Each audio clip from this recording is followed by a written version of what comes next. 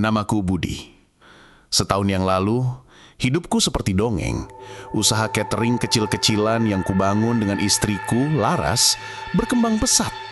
Anak sematawayang kami, Rara, tumbuh sehat dan pintar. Namun, badai datang tanpa aba-aba. Mitra bisnis menipuku. Aku kehilangan segalanya, bahkan harus menanggung utang puluhan juta rupiah. Setiap pagi, di meja makan yang dulu penuh tawa, kini hanya ada keheningan. Nasi yang kumasak terasa hambar seperti hidupku sekarang. Wajah Laras yang dulu cerah, kini selalu dihiasi gurat cemas. Dan Rara, anakku yang seharusnya masih riang bermain, seringkali menatapku dengan tatapan bingung saat melihat orang-orang datang menagih utang dengan wajah beringas. "Mas, apa kita harus menjual barang-barang yang ada?" Laras berbisik suatu malam, air matanya menetes di pipi. Aku tidak sanggup lagi melihat Rara ketakutan. Aku hanya bisa terdiam. Bagaimana mungkin aku menjual kenangan kami? Setiap benda di rumah ini adalah hasil keringat kami berdua. Keesokan harinya, Rara demam tinggi, tubuhnya menggigil dan napasnya memburu. Laras memeluknya erat, panik. Aku tahu, Rara butuh dokter, tapi dompetku kosong melompong. Aku pergi ke rumah tetangga, mencoba meminjam uang, namun pintu-pintu seolah tertutup rapat. Mereka tahu kondisiku. Di tengah keputusasaan itu, sebuah suara bisikan tiba-tiba kudengar saat melintas di pos ronda. Ada seorang kakek tua yang dikenal sebagai Mbah Sastro sedang bercerita pada pemuda-pemuda desa. Di Gunung Kawi, kekayaan bisa didapat dengan cepat asal punya nyali. Syaratnya memang berat, tapi apa artinya nyawa jika hidupmu sudah hancur? Kalimat itu menancap di benakku. Awalnya aku menganggapnya omong kosong, bualan para orang tua. Tapi saat aku kembali ke rumah dan melihat Laras memeluk Rara yang tak sadarkan diri, bisikan itu kembali terdengar. Suara itu seakan-akan menawarkan secerah harapan di tengah kegelapan yang pekat. Aku tahu ini gila, tapi apalagi yang bisa kuperbuat? Melihat kondisi anakku yang memburuk, ketakutanku pada penagih utang, dan keputusasaanku yang memuncak, satu-satunya jalan keluar yang terbayang hanyalah menuruti bisikan sesat itu. Keputusanku sudah bulat. Aku akan pergi ke Gunung Kawi. Keputusanku untuk pergi ke Gunung Kawi mengejutkan Laras. Ia menatapku dengan wajah pucat, seakan aku baru saja mengucapkan kalimat paling mengerikan. "Mas, itu tidak benar. Apa yang Mas pikirkan? Kita bisa cari cara lain." Aku menggeleng. Tidak ada cara lain, Laras. Aku sudah mencoba. Rara butuh pertolongan sekarang. Aku mengelus kening Rara yang masih panas. Aku janji, aku akan kembali. Kita akan hidup lebih baik dari sebelumnya. Dengan berat hati, Laras melepaskanku. Sebelum pergi, ia memelukku erat. Seakan ia tahu ini bisa menjadi pelukan terakhir kami. "Hati-hati, Mas." Perjalanan dimulai. Aku menaiki bus yang sesekali berhenti di pinggir jalan untuk menurunkan penumpang. Setiap orang yang kutemui di perjalanan punya cerita yang sama, cerita tentang putus asa dan harapan. Mereka semua, entah kenapa, seakan tahu tujuanku. Aku merasa seperti bagian dari sekumpulan orang yang tersesat mencari cahaya di tempat yang paling gelap. Di sebuah terminal kecil, aku naik minibus. Di dalam ada seorang pria parubaya yang terus menatapku. Tatapannya kosong, seperti jiwa yang telah lama hilang. Ia memperkenalkan diri sebagai Pak Jaya. "Mau kemana, Nak?" tanyanya dengan suara serak. "Gunung Kawi," jawabku singkat. Pak Jaya tersenyum getir. "Jangan, pulanglah, Nak. Aku juga pernah ke sana. Tapi percayalah, kekayaan yang kau cari tidak akan pernah bisa membayar harga yang harus kau bayar." Aku mencoba mengabaikan peringatannya. Aku butuh uang untuk istri dan anakku. Pak Jaya menatapku lebih dalam, kali ini dengan iba. Aku juga. Aku kehilangan anakku karena penyakit, dan aku bodoh karena berpikir bisa mendapatkan kembali apa yang hilang. Di sana, mereka tidak mengambil uangmu. Mereka mengambil sesuatu yang jauh lebih berharga. Tiba-tiba, Pak Jaya mengusap wajahnya dan aku melihat matanya yang berair.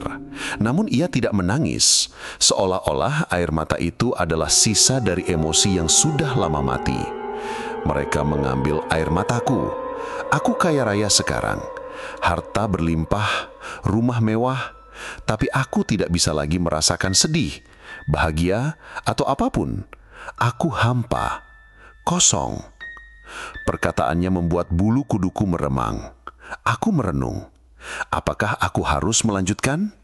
Tapi saat itu, bayangan wajah Rara yang lemah kembali terlintas. Aku sadar tidak ada jalan kembali. Aku harus terus maju. Mungkin nasibku akan berbeda. Mungkin aku akan lebih kuat dari Pak Jaya. Minibus berhenti. Ini adalah pemberhentian terakhir sebelum jalur pendakian. Aku turun. Pak Jaya hanya menatapku tanpa kata-kata, seolah-olah ia sudah tahu apa yang akan terjadi padaku. Matanya yang hampa adalah bayangan dari masa depanku yang mungkin. Langkahku terasa berat, tapi harapan, walau dibalut ketakutan, mendorongku untuk terus melangkah. Aku akan menemukan kekayaan itu, apapun harganya. Aku mulai mendaki. Udara dingin pegunungan langsung terasa menusuk tulang, tetapi ada hawa panas yang membakar jiwaku. Pepohonan menjulang tinggi di kedua sisi jalan setapak, menciptakan lorong gelap yang seakan menelan cahaya. Setiap langkahku terasa berat, bukan hanya karena medan yang curam, tetapi juga karena bayangan kata-kata Pak Jaya terus menghantuiku. Saat hari mulai gelap, kabut tebal turun. Jarak pandang menjadi sangat terbatas, hanya sekitar 1 meter di depanku. Aku memutuskan untuk beristirahat sebentar, menyandarkan punggungku pada batang pohon tua yang besar. Tiba-tiba, aku mendengar suara, bukan suara manusia, tetapi suara bisikan yang samar, datang dari segala arah. Kau datang, akhirnya kau datang. Aku menajamkan pendengaranku, mencari sumber suara, namun bisikan itu tidak terpusat di satu tempat. Suara itu seakan-akan berasal dari pepohonan, dari bebatuan, bahkan dari kabut itu sendiri. Jantungku berdebar kencang. Aku mencoba menenangkan diri, meyakinkan diriku sendiri bahwa itu hanya ilusi akibat kelelahan. Namun bisikan itu semakin kuat dan jelas. Kali ini bisikan itu menyebut namaku. Budi, Budi, kau tidak perlu takut. Kami akan membantumu. Rasa takut mulai menjalar. Aku berdiri dan melanjutkan perjalanan. Langkahku terburu-buru. Aku tidak peduli lagi dengan jurang atau bebatuan licin. Yang kuinginkan hanyalah keluar dari hutan yang menakutkan ini secepat mungkin. Namun semakin cepat aku melangkah, semakin cepat pula bisikan itu mengikutiku. Bisikan itu tidak lagi menawarkan bantuan, tetapi ejekan. Bodoh, kau pikir kau bisa lari? Jiwamu sudah terperangkap di sini. Tubuhku menggigil, bukan karena dingin, tetapi karena ketakutan. Aku terjatuh, lututku tergores oleh batu tajam. Rasa sakit itu, anehnya, justru membuatku merasa lebih nyata. Aku menarik napas dalam-dalam, menenangkan diri. Aku mendongak dan melihat bayangan hitam berkelebat di antara pepohonan. Bayangan itu bergerak sangat cepat, seakan menari-nari, mengejek dan menertawakanku. Aku tidak bisa membedakan apakah itu halusinasi atau kenyataan. Aku memejamkan mata, memohon agar semua ini segera berakhir. Saat aku membuka mata, bayangan itu sudah tidak ada. Bisikan-bisikan itu pun mereda. Suasana kembali sunyi. Aku bangkit dan melanjutkan perjalanan, tetapi kali ini dengan kewaspadaan yang jauh lebih tinggi. Aku tahu, aku tidak sendirian di hutan ini. Ada sesuatu yang mengawasiku, sesuatu yang menunggu saat yang tepat untuk menunjukkan diri. Setelah melewati malam yang mencekam, pagi datang dengan kabut yang masih tebal. Aku melanjutkan perjalanan dengan langkah lebih hati-hati. Aku merasa ada yang mengikutiku, sebuah kehadiran yang tidak terlihat tetapi bisa kurasakan. Suara ranting patah, desiran daun yang tidak wajar, semuanya membuatku terus menoleh ke belakang. Tepat di tengah jalur pendakian, aku menemukan sebuah gubuk tua. Dindingnya terbuat dari anyaman bambu yang sudah lapuk dan atapnya dipenuhi lumut tebal. Aku ragu untuk mendekat, tetapi cuaca tiba-tiba berubah. Angin bertiup kencang, membawa hawa dingin yang luar biasa. Tak lama kemudian, hujan turun dengan deras, disusul suara guntur yang memekakkan telinga. Aku tidak punya pilihan lain selain berlindung. Saat aku masuk ke dalam gubuk, aroma dupa dan bunga-bunga kering langsung menyambutku. Di sudut ruangan, sebuah patung kecil yang menyerupai sesosok makhluk berambut panjang dengan wajah yang samar diletakkan di atas sesajen. Aku mundur, merasa ada yang tidak beres. Namun di samping patung itu, aku melihat sebuah tas kain lusuh. Aku membukanya dan di dalamnya ada sebuah buku catatan tua yang halamannya sudah menguning. Aku mengambil buku itu dan membacanya. Tulisan di dalamnya dibuat dengan tangan, terlihat seperti catatan harian. 14 Juli, aku datang kemari dengan janji kekayaan. Mereka bilang, berikan sesuatu dan kau akan dapat segalanya. Tapi mereka tidak bilang apa yang akan diambil. 16 Juli, aku kaya raya sekarang. 3 karung uang tunai, hutang lunas, istri dan anakku senang. Tapi mengapa aku tidak bisa ikut senang? Mereka tertawa, tapi aku tidak bisa lagi merasakan tawa itu. 18 Juli, aku melihat cermin dan wajahku terlihat asing. Mata ini tidak lagi memancarkan cahaya, kosong, hampa. Aku mendapatkan kekayaan, tapi aku kehilangan diriku. 20 Juli, dia datang lagi. Bisikannya tidak lagi menawarkan kekayaan, tetapi mengancam. Kau milik kami sekarang, katanya. Aku tidak bisa lari. Tidak ada tempat untuk bersembunyi. Aku menyesal. Halaman terakhir buku itu diakhiri dengan tulisan yang tidak jelas, seperti coretan dari tangan yang gemetar. Buku itu jatuh dari tanganku. Itu adalah cerita dari Pak Jaya. Aku yakin itu pasti Pak Jaya. Aku bisa merasakan emosi yang sama, keputusasaan yang sama. Ia tidak kehilangan air mata, ia kehilangan perasaannya. Saat aku mencoba mengambil buku itu lagi, sebuah suara menggelegar di luar gubuk. Keluar! Suara itu parau dan dalam, seolah berasal dari perut bumi. Aku menoleh ke pintu gubuk. Siluet bayangan besar berdiri di sana, mengunci jalan keluar. Badannya membungkuk dan matanya memancarkan cahaya merah menyala. Aku merangkak mundur, mencari celah. Guntur kembali menyambar, menerangi wajah bayangan itu. Senyum mengerikan terukir di bibirnya yang tebal. Bayangan itu bukan Pak Jaya, itu adalah sesuatu yang lebih tua, lebih jahat. Kau berani membaca rahasia kami? Suaranya bagai geraman seekor binatang buas.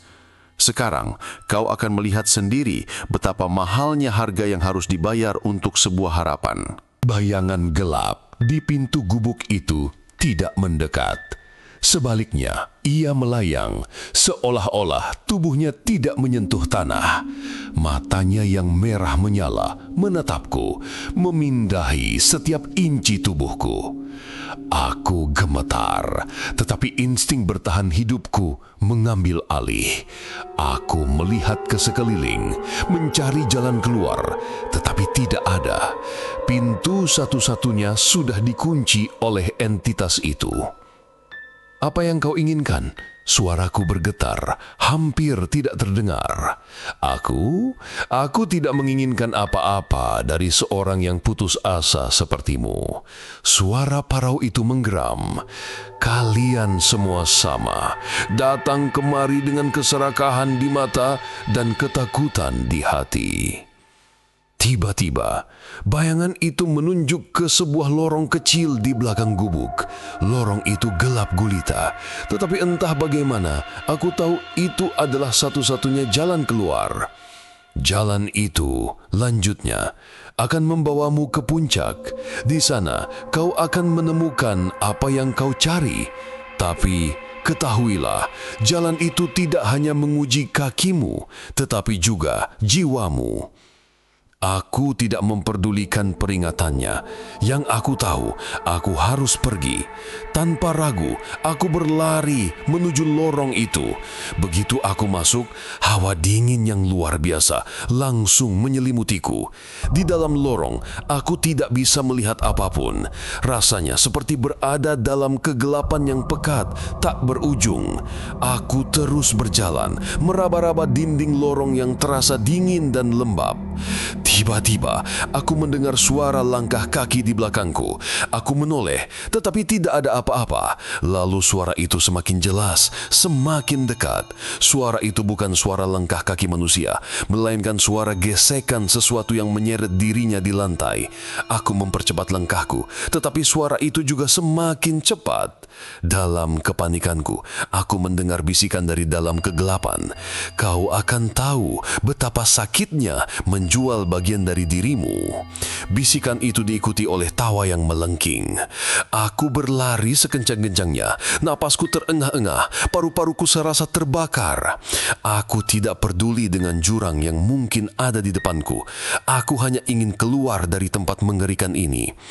Tepat saat aku kehabisan nafas dan hampir menyerah, sebuah cahaya kecil muncul di ujung lorong. Itu adalah cahaya rembulan yang menembus celah di atas. Aku berlari ke arah cahaya itu dan akhirnya aku berhasil keluar dari lorong yang terasa seperti neraka. Aku berada di sebuah area yang luas, sebuah tanah lapang yang dikelilingi oleh pepohonan raksasa, dan di tengahnya, di atas sebuah batu besar yang dipenuhi sesajen, berdiri sebuah sosok. Sosok itu bukan bayangan seperti yang kutemui sebelumnya. Ini adalah sosok yang nyata. Ia memiliki tubuh manusia, tetapi wajahnya hampa, tanpa mata, hidung atau mulut. Itu adalah wajah yang datar dan kosong. Entitas itu menyambutku dengan isyarat tangan. Ia mengundangku untuk mendekat. Aku melangkah mendekati entitas berwajah hampa itu. Keheningan di sekeliling kami terasa lebih mencekam daripada badai atau bisikan apapun. Sosok itu tidak bergerak. Namun aku bisa merasakan tatapannya, seolah-olah mata yang tidak ada itu melihat langsung ke dalam jiwaku. Tiba-tiba, suara datang dari patung berwajah kosong itu, bukan dari mulut, melainkan dari udara di sekitarnya. Suara itu lembut, namun dingin seperti es. Kau datang, kau membawa keputusasaan, dan itu adalah mata uang yang paling kami hargai. Aku menelan ludah. Aku datang untuk kekayaan. Aku butuh uang untuk menyelamatkan keluargaku. Sosok itu membungkuk sedikit, seakan mengangguk. Tentu saja, kami tahu apa yang kau butuhkan, dan kami tahu apa yang bisa kau berikan. Kami akan memberimu kekayaan yang tak terbatas. Utangmu akan lunas, keluargamu akan bahagia. Apapun yang kau inginkan akan menjadi milikmu. Hatiku berdegup kencang. Ini dia. Ini adalah momen yang kutunggu. Namun, ada keraguan yang menyelinap. Aku ingat perkataan Pak Jaya. "Apa syaratnya?" tanyaku, mencoba terdengar tegas. Sosok itu mengangkat tangannya yang kurus. Tiba-tiba, sebuah pisau kuno, berkarat, muncul di telapak tangannya. Pisau itu memancarkan aura kegelapan. "Kami tidak butuh uangmu, nak. Kami butuh bagian dari dirimu, jiwamu. Tidak, bukan seluruhnya, hanya bagian yang paling penting. Kami akan mengambil perasaanmu, amarahmu, kebahagiaanmu, kesedihanmu. Dengan begitu, kau tak akan pernah menyesali kesepakatan ini." Kata-katanya membuatku merinding. Mengambil perasaanku? Apa artinya hidup tanpa bisa merasakan apapun? Aku membayangkan wajah Laras dan Rara. Apa gunanya aku bisa membelikan mereka segalanya jika aku tidak bisa merasakan kebahagiaan mereka?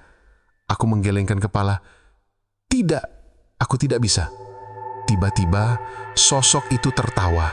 Tawanya bukan suara, melainkan getaran yang mengguncangkan udara di sekitarku, membuat pepohonan bergoyang. "Bodoh! Kau pikir kau punya pilihan? Lihat." Di hadapanku, kabut mulai berputar dan membentuk sebuah ilusi. Aku melihat Laras di atas tempat tidur, wajahnya pucat, napasnya semakin melemah. Rara di sampingnya menangis, memohon agar ibunya sadar. Ilusi itu begitu nyata, begitu menyakitkan. Aku bisa mendengar suara isak tangis anakku. Kau bisa menyelamatkan mereka, bisik entitas itu. Hanya dengan pisau ini dan sedikit darah sebagai tanda kesepakatan. Pikirkan kebahagiaan mereka, pikirkan senyum mereka, pikirkan betapa berharganya hidup mereka. Aku memejamkan mata, air mata mengalir di pipiku. Aku melihat kembali kehidupanku yang hancur. Aku melihat utang, penagih yang kejam, dan penderitaan keluargaku. Di sisi lain, aku melihat bayangan kebahagiaan yang dijanjikan. Aku meraih pisau itu. Aku tahu apa yang harus kulakukan. Tanganku gemetar saat meraih gagang pisau yang dingin. Aku bisa merasakan energi yang aneh mengalir dari pisau itu, merayap ke seluruh tubuhku. Di hadapanku, ilusi Laras dan Rara semakin jelas. Tangisan mereka semakin pilu. Aku tidak tahan. Keputusanku sudah bulat. Demi mereka, aku akan melakukan apa saja. Aku menggoreskan pisau itu ke telapak tanganku. Darah segar menetes ke atas batu besar tempat sesajen diletakkan. Tiba-tiba, batu itu bersinar. Garis-garis cahaya merah menyala muncul dari bebatuan, membentuk simbol-simbol aneh yang tidak bisa kupahami. Entitas berwajah hampa itu membungkuk di hadapanku, seakan-akan memberikan hormat. Suara dari udara itu kembali terdengar, kali ini penuh dengan kepuasan. Kesepakatan telah dibuat. Jiwamu akan menjadi milik kami. Tapi kami hanya akan mengambil bagian yang membuatmu menderita. Bagian yang penuh dengan emosi, kebahagiaan, dan kesedihan. Kau akan hidup, tapi kau tidak akan pernah merasakan apapun. Tiba-tiba, bayangan hitam melesat dari sosok itu. Bayangan itu memasuki tubuhku melalui goresan di telapak tanganku. Aku merasakan nyeri yang luar biasa. Bukan nyeri fisik, melainkan nyeri yang tak bisa dijelaskan. Itu adalah nyeri yang menyentuh inti jiwaku. Aku menjerit, namun tidak ada suara yang keluar dari mulutku. Aku merasakan sesuatu ditarik paksa dari dalam diriku, seperti akar-akar yang dicabut dengan kejam. Perasaan kebahagiaan, kesedihan, amarah, semuanya menguap begitu saja, meninggalkan kekosongan yang tak terlukiskan. Air mata yang tadinya mengalir deras, kini berhenti. Wajah Laras dan Rara dalam ilusiku kini terasa datar, tidak ada lagi emosi yang kurasakan. Aku jatuh berlutut, kehabisan nafas. Pandanganku kabur dan aku tidak bisa melihat apapun. Ketika aku sadar, pagi telah tiba. Aku tidak lagi berada di puncak gunung. Aku berada di pinggir jalan raya, di mana orang-orang berlalu lalang. Di sakuku ada tumpukan uang tunai yang sangat banyak. Aku berhasil. Aku mendapatkan kekayaan yang kucari. Namun saat melihat uang itu, aku tidak merasakan kebahagiaan atau kelegaan. Aku hanya merasa kosong, hampa. Aku melihat seorang ibu memeluk anaknya di seberang jalan, dan aku tahu itu adalah pemandangan yang seharusnya membuatku tersentuh, tapi tidak ada yang kurasakan. Hati dan jiwaku terasa seperti gurun yang kering. Aku memandang langit yang cerah. Langit itu seharusnya indah, namun mataku hanya melihat warna yang buram, kusam. Aku sadar perjanjian itu tidak hanya mengambil emosiku, perjanjian itu mengambil segalanya dariku. Aku kembali ke rumah. Di dalam tas kumal yang kubawa, kini penuh dengan uang tunai. Aku tahu itu adalah uang yang akan menyelamatkan keluargaku. Pintu kubuka dan Laras menyambutku. Wajahnya penuh kelegaan dan air mata. Ia memelukku erat dan aku hanya bisa berdiri diam. Tidak ada yang kurasakan. Tidak ada kehangatan pelukan itu. "Mas, kamu kembali? Aku sangat khawatir," bisiknya. Aku mengangguk. Aku mendapatkan uangnya Laras. Laras terkejut melihat tumpukan uang di dalam tas. Wajahnya berseri-seri. Ia memelukku lagi, kali ini dengan Rara di sampingnya. Rara tersenyum lebar. Ia sehat, sudah bisa bermain lagi. Itu adalah pemandangan yang seharusnya membuatku bahagia, tapi tidak ada apapun. Aku melihat mereka tetapi aku tidak merasakan apa-apa. Keesokan harinya, kami melunasi semua utang. Penagih-penagih utang yang dulu garang, kini tersenyum ramah. Kami membeli rumah yang lebih besar, dan aku mendirikan usaha yang lebih sukses. Dalam hitungan minggu, aku menjadi orang terkaya di desa. Semua orang memujiku, mengagumiku.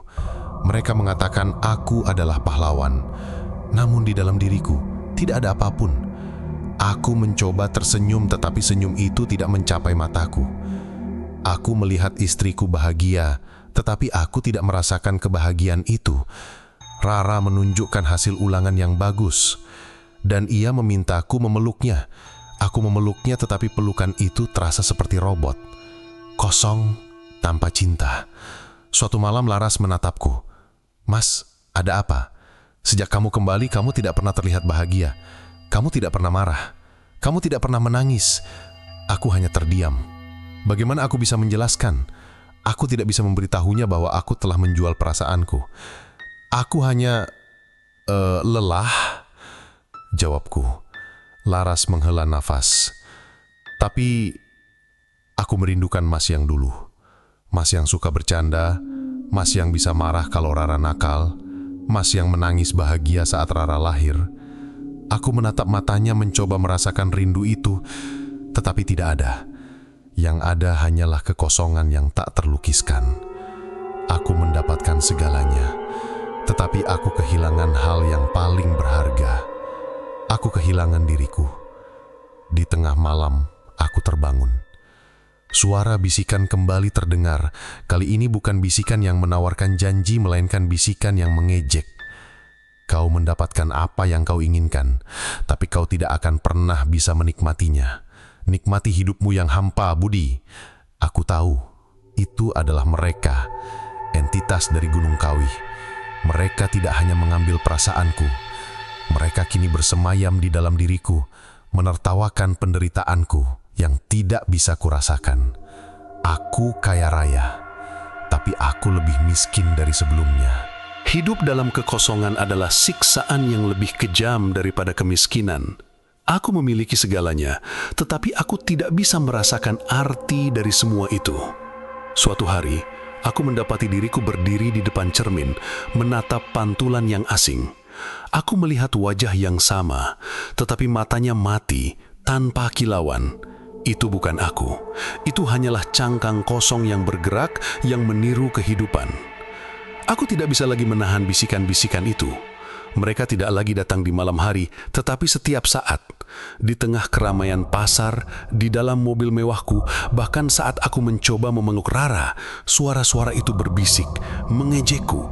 "Kau milik kami selamanya."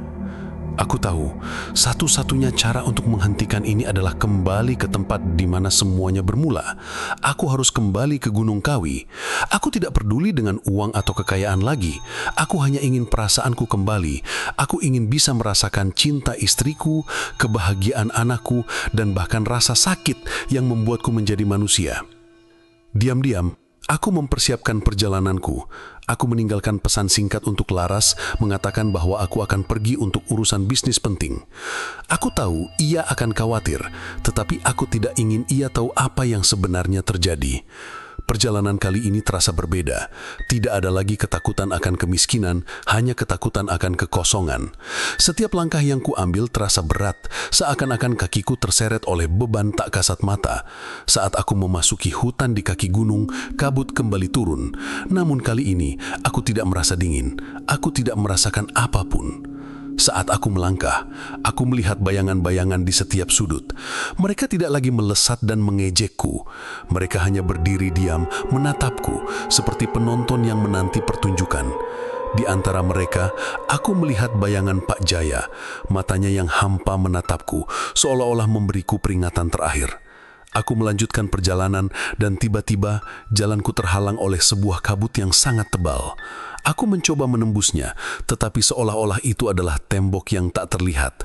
Di dalam kabut, aku mendengar suara, bukan bisikan, melainkan suara Laras dan Rara. Mereka memanggilku, "Mas, pulanglah. Ayah, aku kangen." Suara itu sangat nyata, begitu menyentuh. Jantungku berdebar, tetapi aku tidak merasakan apapun. Aku mencoba memfokuskan pikiranku. Ini hanya ilusi, mereka tidak ada di sini. Tapi suara itu semakin kuat, memohon. Tiba-tiba, suara tawa yang melengkik terdengar. Tawa yang sama, seperti saat entitas itu membuatku berjanji. "Kau ingin melawan kami? Sia-sia, kami ada di dalam dirimu. Kami tahu apa yang kau inginkan, dan kami akan menggunakannya untuk menghancurkanmu." Tangan-tangan tak kasat mata mencengkram kakiku, menyeretku ke dalam kegelapan kabut. Aku meronta, tetapi cengkraman itu terlalu kuat. Aku tahu ini adalah jebakan. Aku harus melawan, tetapi bagaimana caranya jika aku tidak bisa merasakan apapun? Aku terperangkap dalam kabut yang terasa seperti lumpur. Tangan-tangan tak terlihat mencengkramku, menyeretku semakin dalam. Suara Laras dan Rara semakin jelas, berbisik di telingaku, memohon pertolongan. "Mas, jangan tinggalkan kami." "Ayah, aku takut." Aku tahu itu hanya ilusi, tapi hatiku, atau sisa dari hatiku, terasa sakit. Tidak ada air mata yang bisa keluar, tidak ada getaran di dadaku.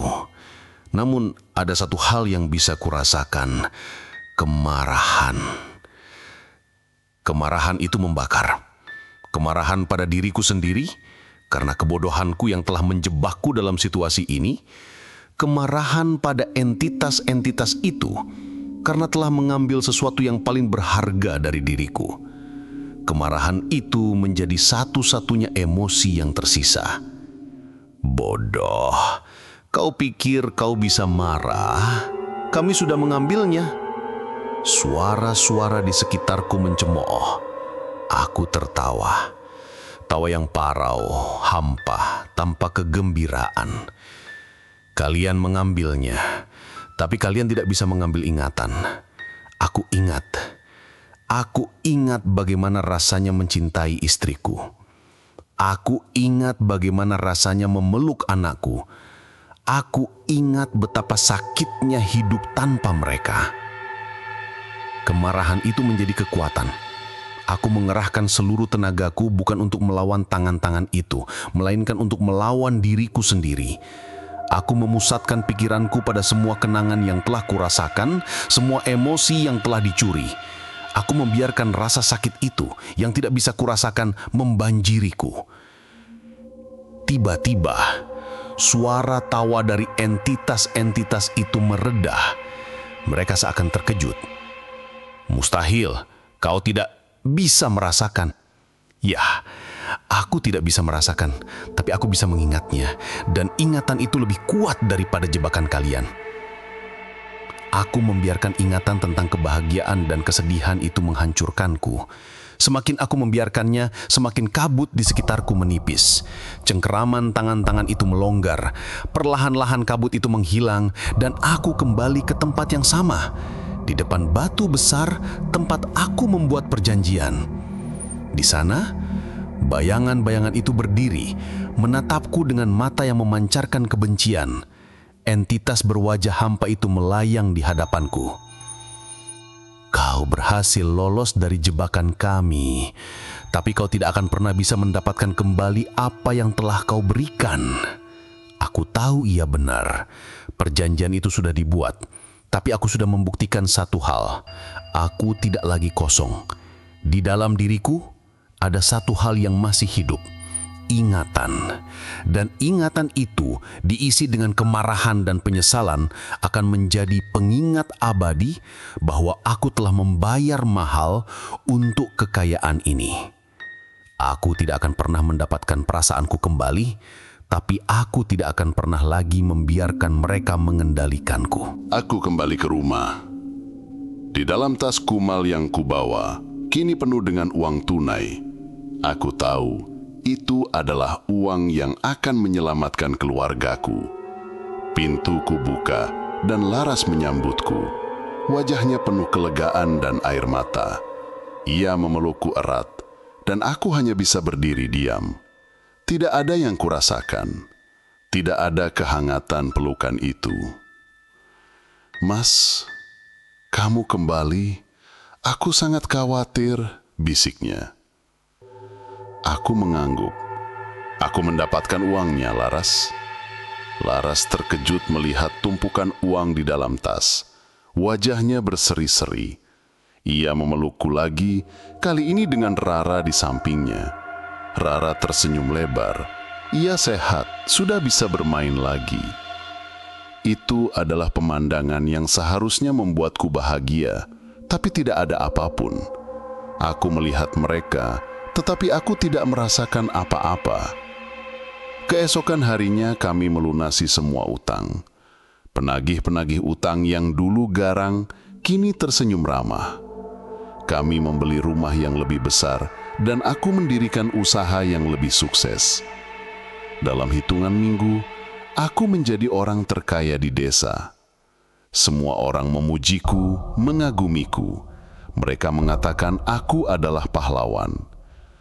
Namun di dalam diriku, tidak ada apapun. Aku mencoba tersenyum, tetapi senyum itu tidak mencapai mataku. Aku melihat istriku bahagia, tetapi aku tidak merasakan kebahagiaan itu. Rara menunjukkan hasil ulangan yang bagus, dan ia memintaku memeluknya. Aku memeluknya, tetapi pelukan itu terasa seperti robot. Kosong, tanpa cinta. Suatu malam, Laras menatapku. Mas, ada apa? Sejak kamu kembali, kamu tidak pernah terlihat bahagia. Kamu tidak pernah marah, kamu tidak pernah menangis. Aku hanya terdiam. Bagaimana aku bisa menjelaskan? Aku tidak bisa memberitahunya bahwa aku telah menjual perasaanku. Aku hanya lelah, jawabku. Laras menghela napas. Tapi aku merindukan Mas yang dulu. Mas yang suka bercanda, Mas yang bisa marah kalau Rara nakal, Mas yang menangis bahagia saat Rara lahir. Aku menatap matanya, mencoba merasakan rindu itu, tetapi tidak ada. Yang ada hanyalah kekosongan yang tak terlukiskan. Aku mendapatkan segalanya, tetapi aku menghilangkan hal yang paling berharga. Aku menghilangkan diriku. Di tengah malam aku terbangun. Suara bisikan kembali terdengar. Kali ini bukan bisikan yang menawarkan janji, melainkan bisikan yang mengejek. Kau mendapatkan apa yang kau inginkan, tapi kau tidak akan pernah bisa menikmatinya. Nikmati hidupmu yang hampa, budi. Aku tahu itu adalah mereka, entitas dari Gunung Kawi. Mereka tidak hanya mengambil perasaanku, mereka kini bersemayam di dalam diriku, menertawakan penderitaanku yang tak bisa kurasakan. Aku kaya raya, tapi aku lebih miskin dari sebelumnya. Beberapa tahun berlalu, aku kini menjadi salah satu orang paling sukses di kota. Rumahku megah, mobilku mewah, dan bisnisku berkembang pesat. Di mata dunia, aku adalah sosok yang patut dicontoh. Namun di dalam diriku, aku hanyalah kehampaan yang berjalan. Aku hidup, tetapi tidak merasakan. Laras dan Rara bahagia. Mereka mendapatkan semua yang dulu kuimpikan untuk mereka. Laras menjadi wanita sosialita yang dihormati, dan Rara tumbuh menjadi gadis cantik yang cerdas. Tetapi setiap kali mereka memelukku, ada jurang tak terlihat yang memisahkan kami. Aku bisa melihat cinta di mata Laras, namun aku tidak bisa membalasnya. Aku melihat senyum Rara, tapi aku tidak bisa merasakan kehangatan dari senyum itu. Suatu malam, Laras datang ke kamar. Ia duduk di sampingku, menggenggam tanganku. Mas, aku tahu kamu tidak pernah berubah. Kamu pahlawan kami. Tapi, aku ingin kamu jujur. Apa yang terjadi padamu? Aku hanya menatapnya kosong. Bagaimana aku bisa menjelaskan bahwa aku telah kehilangan diriku? Tiba-tiba, Laras menangis. Aku tahu kamu tidak ingin menyakitiku, Mas. Tapi aku merasa sangat sendiri. Aku merindukan Mas yang dulu. Mas yang cemburu kalau aku terlalu lama mengobrol dengan tetangga. Mas yang tertawa lepas saat menonton Rara bermain. Mas yang marah kalau aku sakit. Air matanya membasahi tanganku. Aku melihat butiran bening itu, namun aku tidak bisa merasakan apa-apa. Jantungku yang seharusnya hancur, kini terasa dingin seperti batu. Aku sudah tidak punya emosi, Laras. Bisikku, mereka mengambilnya dariku. Di gunung itu, mereka mengambilnya. Laras menggelengkan kepala, tidak percaya. Tiba-tiba, pintu kamar terbuka. Rara berdiri di sana, wajahnya pucat. Ia pasti mendengar percakapan kami. Ia berlari ke arahku, memelukku erat. Ayah, ayah kenapa? Aku memeluknya, mencoba merasakan kehangatan pelukan itu. Tetapi yang kurasakan hanyalah dingin. Suara-suara bisikan dari entitas itu kembali terdengar, memenuhi kepalaku dengan tawa mengejek. Lihatlah, kau mendapatkan kekayaan, tapi kau kehilangan mereka. Kau kehilangan hal yang paling berharga. Aku memeluk Rara, menatap wajah Laras yang dipenuhi air mata. Aku sadar, kekayaan ini bukanlah anugerah, ini adalah kutukan. Aku telah menugar jiwa demi uang, dan kini jiwaku yang hampa adalah neraka abadi yang tak bisa kutinggalkan. Aku adalah mayat hidup, berjalan, bernapas, tetapi mati di dalam. Inilah akhir dari ceritaku. Sebuah cerita tentang seseorang yang mengira ia bisa membeli kebahagiaan, hanya untuk menyadari bahwa kebahagiaan itu tidak bisa dibeli dengan harga apapun.